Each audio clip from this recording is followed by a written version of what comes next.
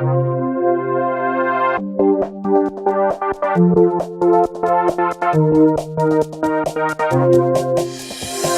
this. The year is 2009 and you're a 4th grader at the time. Excited to go to the computer lab in your school. You notice one of your classmates playing something pretty cool. It's a tower defense game and there are monkeys that throws darts? Well, you ask them, hey, what's that? And they tell you, this is Bloons Tower Defense. Confused, you keep watching for another minute. You notice quickly that the objective is to pop balloons within a round, and you get money by doing so. Another thing that you notice is that every tower has its own unique traits to pop these balloons, all while the objective is to not let the balloons reach the other side of the screen. Otherwise, if enough passes, you lose. Amazed, you want to play it on your own, so you go to the official website, Ninja Kiwi, and you notice you can't go into it. Now, why is that? Well, other than the fact that the website has been blocked, the other student happens to be playing on a more strange, unblocked website-esque thing. After getting the link to it, you get to playing. But this time, you notice, there is a sequel to the game, Bloons Tower Defense 2. Now, while playing that game, you notice that there's actually more things to the game. There's more maps, there's a difficulty rating, there's even more towers that you can play around with, and the balloons are just as colorful, if not even more colorful, than the first game. Fast forward a couple months later and you're at Bloons Tower Defense 3. There's even more things to do now, even more harder difficulties. There's even more towers that you can play around with, and the Super Monkey, even though he was in the first game, is all more powerful, all more upgrading tools. There's a lot more things that you can upgrade, should upgrade, and there's even metas and whatnot and how to be unbeatable. But it wasn't until Bloons Tower Defense 4 where Ninja Kiwi took itself really, really seriously. With that being that you need to be a certain rank within your Ninja Kiwi account to save onto the towers themselves. For example, if you were a dart monkey or if you were a boomerang monkey, you wouldn't be able to reach your final upgrade until you were a certain rank in your account. For example, you could be rank 35 or 37 to finally reach that final upgrade. But until then, you just had to grind and grind and grind until you finally unlocked it. But I think at this point we've covered Bloons Tower Defense pretty heavily, so let's get into the next Flash game, which is Block Swords is a game created in 2007 in Cool Math Games. Side note, I think half of these games, or maybe the majority, are going to be on Cool Math Games. Anyways, Block Swords is a game where you play as a rectangular prism, trying to navigate your way into puzzle-like structures, trying to reach into the hole. Some stages are going to require you pressing buttons. For example, the round one is you can just land on it and it'll either unlock or lock a bridge, whereas an X, meaning you have to stand on top of it, use more weight so you can unlock or unlock a bridge, and sometimes there's going to be a little bracket where basically your character or the block will split into two, which is 2 cubes. Now, it doesn't take that long at all. As most Flash games, it maybe takes an hour, maybe even less to finish the game, but again, you still need to maneuver your way around levels, and some do require some strategic thinking. For example, I remember the days when stage 50 of Block Swords was really, really hard to beat, and you had to watch a whole tutorial, or maybe you even had to watch a friend who knew how to do it miraculously, because it is full of just buttons, and if you press one button, it'll take away a bridge, and basically that's game over. You have to start the level again. Now, at the time of this recording, Adobe Flash is no longer a thing anymore, so I don't think we can play it as back as we used to. But there are a bunch of websites, and I think even Cool Math Games themselves even offer the game still, so you could still play it in its entirety and its original value. Now, the next game might seem a bit confusing because you're probably not even sure if it is a Flash game, but I'm willing to put it in because you can just play it like that on the fly, and that is the dinosaur game from Google Chrome. There's really nothing much to this game other than the fact that you're a dinosaur running through what seems like a desert, jumping, ducking, and everything else in between, which is just those two. It's a really fun game when you don't have internet, when you're trying to browse Google Chrome, but you don't have internet, unfortunately. And there's nothing much to it other than the fact that you can just distract yourself. But yeah, there's really not much to this game. Moving on. Up next is Give Up Robot was a game made in 2010 by AdultSwim.com. It was mainly known for just being a platformer. You can grapple, you can jump, and it kind of looked like your 8-bit game, except it was a lot smoother, and it just looked a lot cooler. Honestly, I really thought it was one of the best looking games of all time. I remember the days when I really played the game like all day, and I thought it was the coolest thing, especially after seeing the commercials that Adult Swim put out saying, play our new game, it is going to make your head scratch. But after playing it, learning all the tricks and whatnot in the game, I really enjoyed it. I would recommend everybody to play it, and they even made a second one, Give Up Robot 2. Now, fun fact that the game has already been made a couple months after Give Up Robot 1, meaning that the game looks a lot more different, there's a lot more platforms, and there is even boss battles, something that the previous game didn't have. It looked a lot more better, honestly, in my opinion. It does take some time getting used to, but I never really dwelled upon that. But they even had their own challenge levels. I believe both games did have those. But again, I never really did those because I just wanted to be there for the levels and just beat them.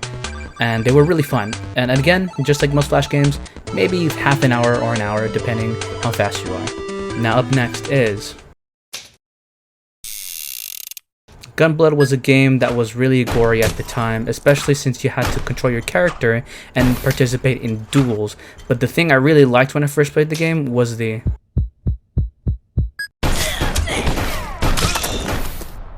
when you hear that little heartbeat going off, that really wants you to focus on the game, especially since there is a way to hit their legs first, or hit their arms first, or even get them in the head first. Obviously, when you hit their body parts, more or less damage will cause in, but the head will always make sure that they're dead in one shot.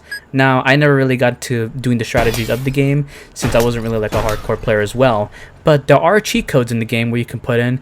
Obviously, the game will end off like saying you are going to get killed because you cheated, or they notice that you cheated, but it is a really fun way to play the game. Now, the next game has really taken YouTube by storm, a game we all know and love, and it is,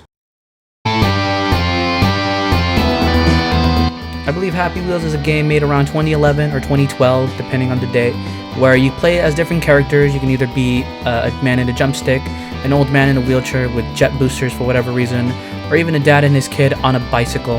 And the game had a twist on it where it was really gory. If you get dismembered too much, then you will obviously die, and that means you have to restart the game. But if you're still dismembered, but you can still move, or you can still move your legs, your arms somewhat, you can actually still win the game.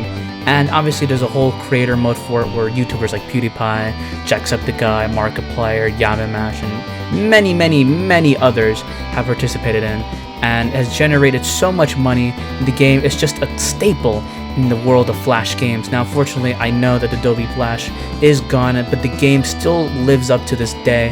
I don't think it's that relevant anymore, but it will always be remembered forever as a legendary game, just like Skate 3. Up next is Papa's Pizzeria. Now, I'm going to be completely honest, it is a game that I'm not terribly familiar with because I haven't really played it all that much, but it is a game where people have trolled on YouTube, giving someone 1,000 pieces of cheese, 1,000 layers of pepperoni or whatever. But it is a game, basically, I would compare it to as work at a pizza place in Roblox, where you're basically the chef taking orders and you have to make them fast, quickly, and efficiently. Otherwise, you lose points if it's not exactly done on time or if the ingredients are not as what they expected. Now, up next is a game that I really loved, I really liked, but I do have a love-hate relationship, and it is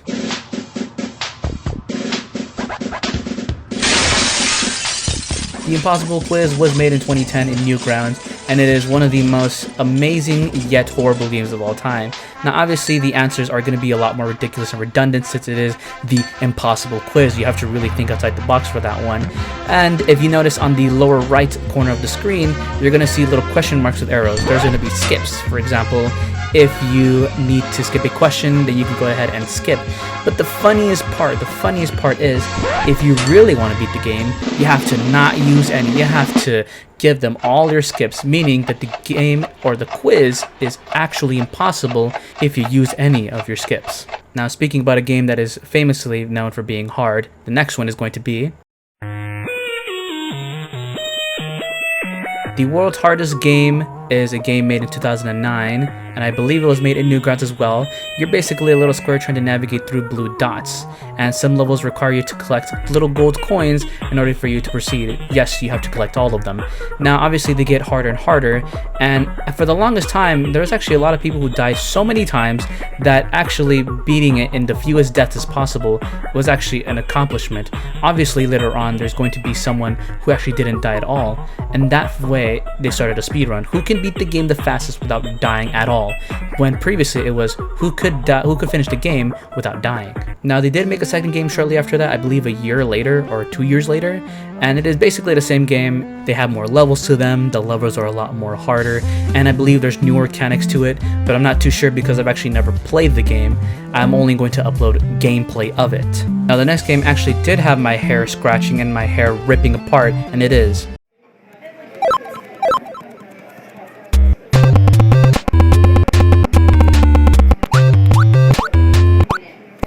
Now, Trap Adventure 2 was made in 2016, and it's kind of like I Want to Be the Guy, where the levels had a lot of tricks to it, there's a lot of maneuvers that you have to do, and there's a lot of things that you have to know before you beat the level, otherwise you will just not beat the level.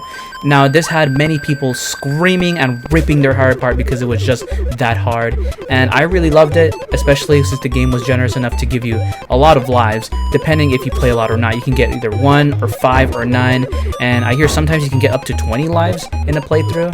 But yeah, it was really, really generous. And speaking of that, here's another game that I actually want to cover, and it is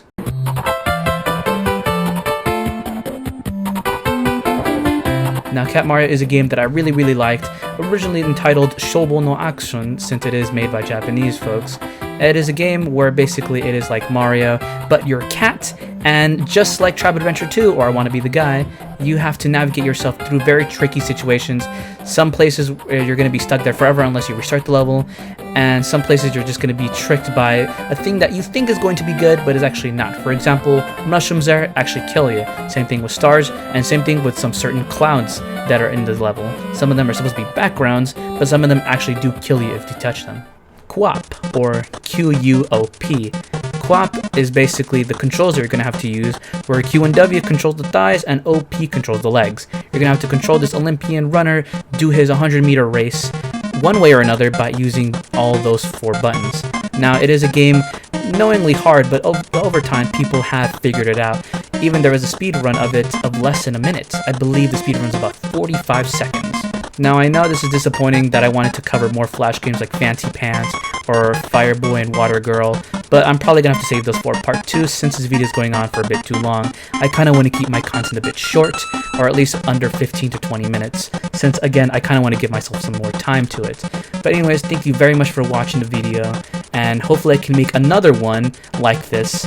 Maybe I should do one on mobile games. That would be a good idea. But anyways, thank you very much for watching, and here's the outro.